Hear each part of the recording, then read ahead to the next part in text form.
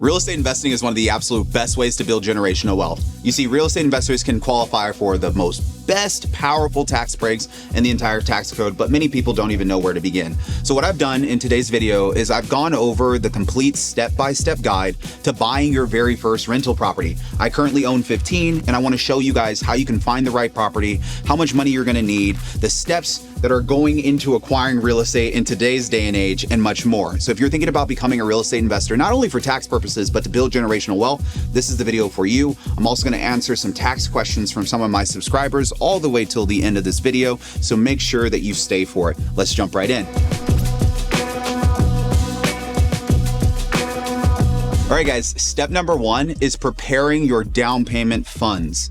In most cases, if you want to buy a rental property, you're going to need down payment funds. And for the down payments, most lenders are going to require that for an investment property, you put 15 to 20% of your own money down in order to get approved for a loan for a rental property. Sounds like a lot of money. This means that you can expect to put anywhere between $15,000 down upwards to $100,000 down or even more. So yes, there is a financial barrier to enter real estate investing. And for this reason, real estate investing tends to be a better option for people who have a decent amount of money already saved. If you're not in this category yet, you might want to consider building up your savings first before getting into rental real estate, because things can kind of go wrong when you're jumping into a business without a lot of capital.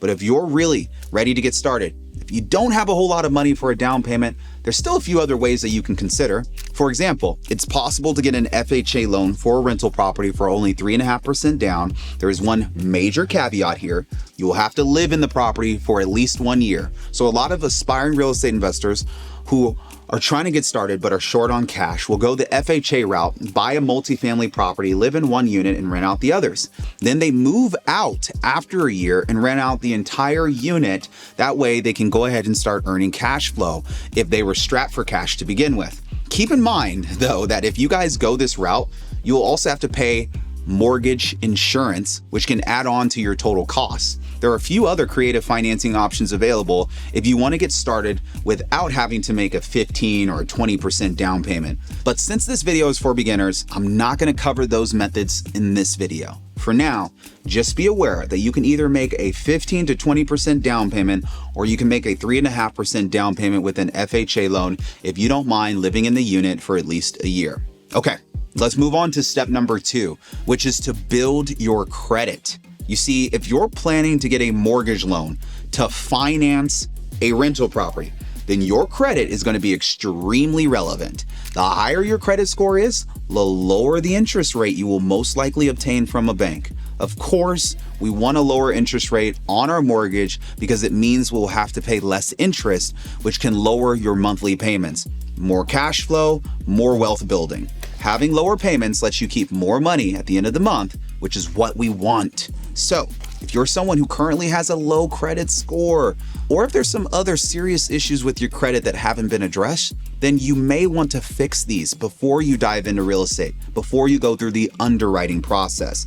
Ideally, you want to get your credit score above 700 and even above 730 if possible before you even start an application. This will make things a lot easier for you when it comes to mortgages, and you can improve your credit score by using less of your available credit and keeping up with your payments, or just making sure you resolve any errors on your credit report. Let's move on to step number 3. Speaking to lenders. You see, this is the most important step. I'm saying speak with lenders, not apply for a mortgage loan. You see, at this stage, the goal is to just get an idea of what mortgage you would be able to qualify for given your credit score and income. Don't give the mortgage company permission to run your credit yet, because that will most likely cause your credit score to drop a little bit. Just talk to them, ask them questions. How much money could you get approved for based on your income, based on your credit? Yes, you can tell them your credit score. A lot of lenders will give you an estimate for the amount of mortgage you could expect to be approved for based on the data that you provide them. They may ask you questions around your job and your business and your tax returns, and if you're self-employed and for how many years. Just answer them and get projected quotes for mortgages you could expect to be approved for. This will go a long way towards helping you understand what kind of funds you could be working with to build your wealth in real estate. This is crucial for allowing you to understand what types of properties that you actually can buy. So make sure that you don't skip over this step. Step number 4, choose what type of property that you want to buy from the onset. There's so many different types of rental properties that you can buy. For example, you can go the single family home route. You just want one door. You can go with duplexes, 2 doors, 3 doors, triplexes, 4 doors, fourplexes, condos, apartments. There are a couple of key factors that you need to consider when you're making your choice. The first, and the obvious, is your budget. Obviously, on average, quadplexes are going to cost a lot more than duplexes. So if you're just getting started and don't have a lot of money to invest, you may want to start out with an apartment or a duplex or a single family home. Also, I typically recommend that you avoid condos when you're just starting out. And this is because they tend to have large HOA fees that will diminish your profits. They are also have very strict rules, which means that you could be severely limited in terms of the renovations or additions that you get to make to your property to help improve rents. It also could be a good idea to just speak with some realtors in your area who have a solid understanding of the local market so you can get a recommendation for which type of properties to buy in that area.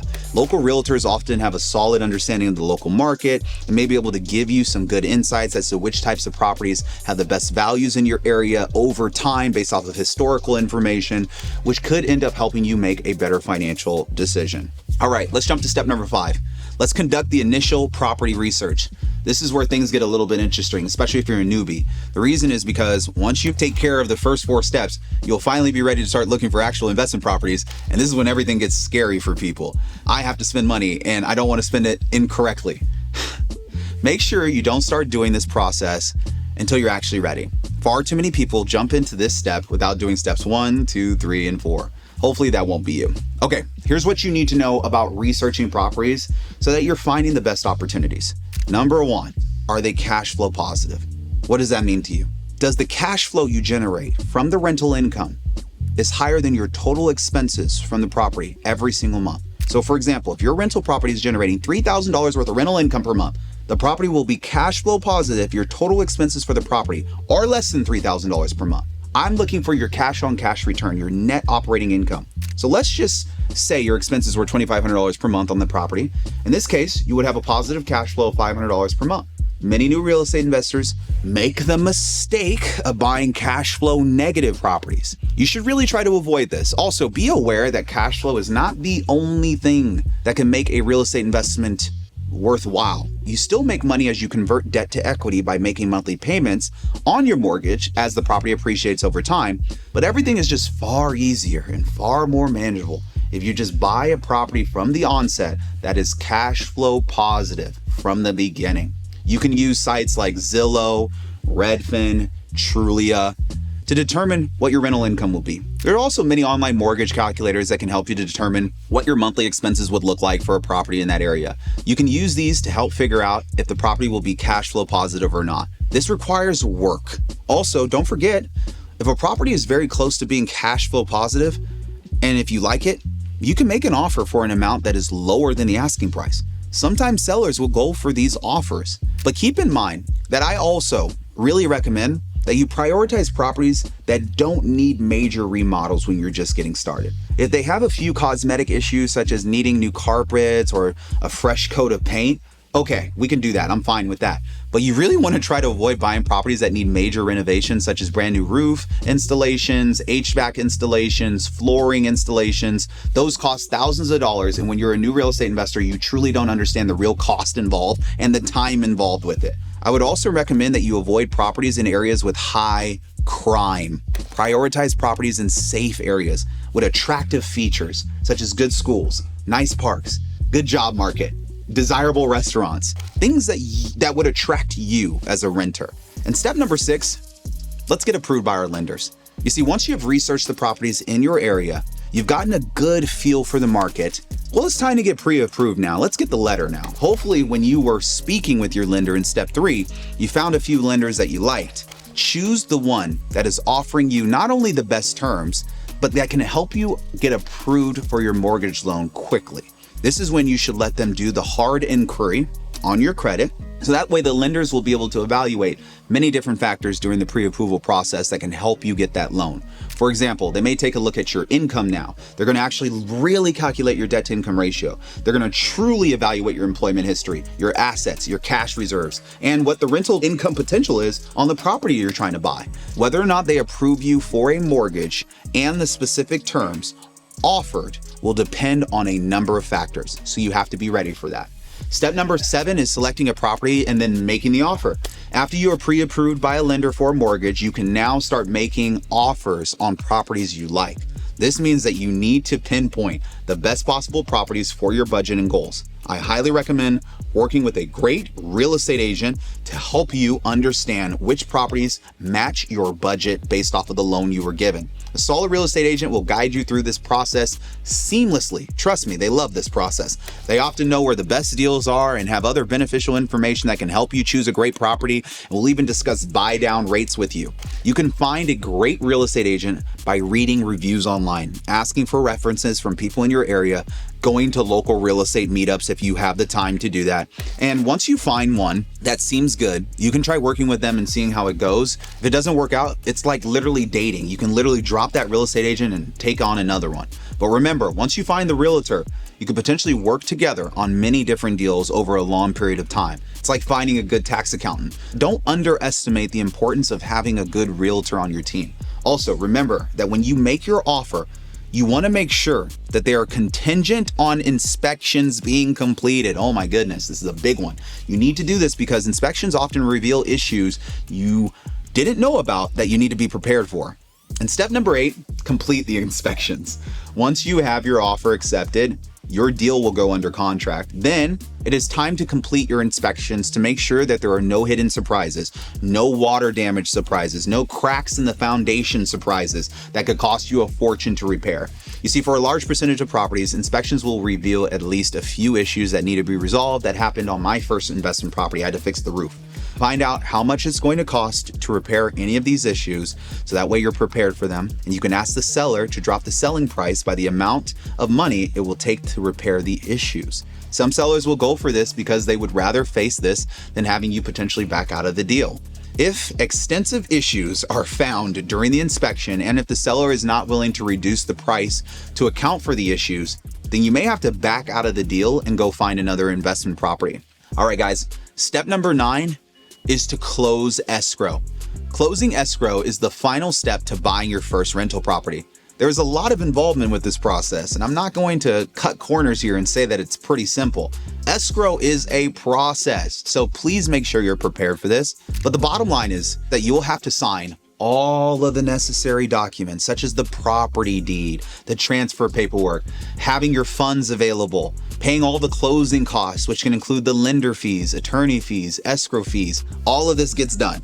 Once you complete the closing process, the property will be yours and you'll be free to start making renovations if you plan to do that. And then you can start to rent the property out to start generating rental income. You will also now be free to start capitalizing on the tax benefits of your rental property. If you want to learn more about these specific tax benefits, I'd highly recommend that you watch my video right here that'll go over the tax benefits of investing in real estate to offset your income. Okay, now I'm going to answer a question from one of my subscribers about rental properties. This question was asked by Kanea1111 on a YouTube short I did about real estate investing. The question is how do you buy property with bad credit? The answer is you can go to a hard money lender that will give you probably not as favorable terms as a traditional bank, but will be willing to give you a loan, and knowing that your credit is not as desirable as you would like it to be. You could choose to go to private money or private equity lenders. This is a route that many real estate investors will take over time, as opposed to going to a traditional bank. They may go to private lenders to get their loans. And last but not least, you could buy the property cash. It's very hard to get a loan when you have bad credit, which is part of the reason why we put this video together, and part of the reason why it's important to make sure you repair your credit before you go through the lending process. If you have any questions about buying real estate for tax advantages, feel free to schedule a call with my team. I look forward to seeing you on the next video, but you could do something for me. Like, comment, subscribe. Let me know if you'll be buying a rental property in 2025. Cheers.